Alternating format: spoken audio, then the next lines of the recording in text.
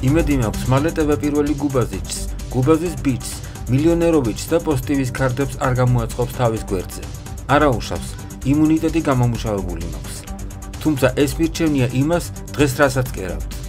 ქოცებსაც კი არ უკადრიათ ის, რაც თქვენ დღეს მაკადრეთ, სიმხდალე და გაქცევა. არაფერი მაქვს თქვენთან სამტკიცებელი. ბევრი ადამიანია მოწმე, რამდენჯერ სად ვიყავი და ვისთან ერთად ვიყავი. დამატებით დეტალები შინაგან საქმეთა სამინისტროს ესწრება.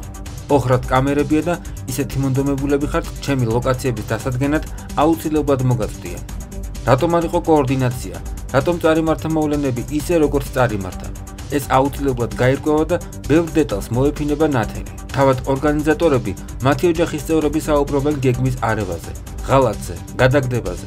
ყველაფერი უნდა გაირკვეს, სხვანაირად არ გამოვა. უბრალოდ მე მომადგე და ბრალი დავდო ადამიანების გაყიდვაში, მიტოვებაში არის წარმოუდგენელი ამბავი.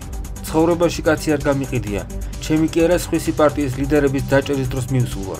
საუბარი ზედმეტია მეგობრებზე.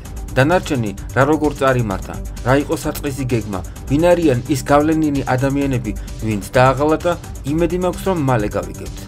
წერს ლევან სანიკიძე სოციალურ ქსელში.